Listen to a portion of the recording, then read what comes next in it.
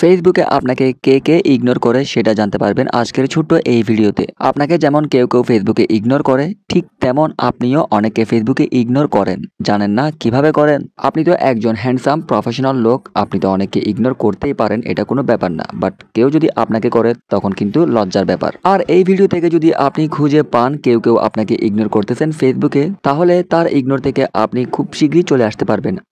আপনার প্রোফাইলটা তার ইগনোর থেকে আপনি নিয়ে আসতে পারবেন। সো চলুন দেখিয়ে দিচ্ছি কিভাবে এটি আপনারা করবেন। তার আগে ছোট্ট একটি রিকোয়েস্ট, এই ভিডিওতে একটি লাইক দিয়ে উৎসাহ দেবেন এবং এই ধরনের নতুন update, tips and tricks video সবার আগে পেতে চ্যানেলটি সাবস্ক্রাইব করে বেল আইকন অল করে দিবেন। তো সর্বপ্রথম চলে যান আপনার ফেসবুক প্রোফাইলে। যাওয়ার পর এখান থেকে ফ্রেন্ড রিকোয়েস্ট অপশনে ক্লিক করবেন।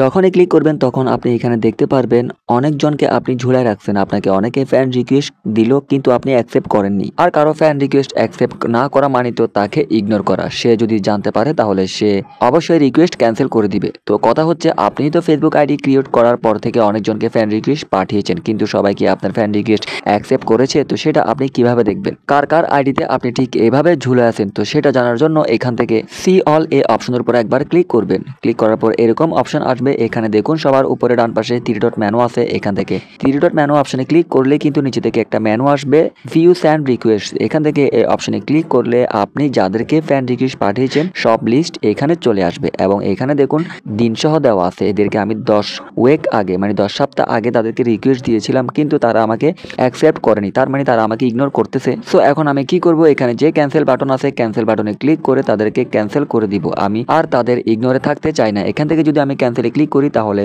ওই রিকোয়েস্টটা ওইখান থেকে উঠে যাবে আর তার রিকোয়েস্টের অপশনে আমার আইডি থাকবে না। আশা করছি বুঝতে পেরেছেন। সো ভিডিওটি কেমন লাগলো অবশ্যই কমেন্ট করে জানাবেন। আর যদি ভালো লাগে প্লিজ একটি লাইক দিয়ে উৎসাহ দিবেন এবং চ্যানেল সাবস্ক্রাইব করে সাথে থাকবেন এই ধরনের টিপস এন্ড ট্রিক ভিডিও সবার আগে পাওয়ার জন্য। ধন্যবাদ সবাইকে।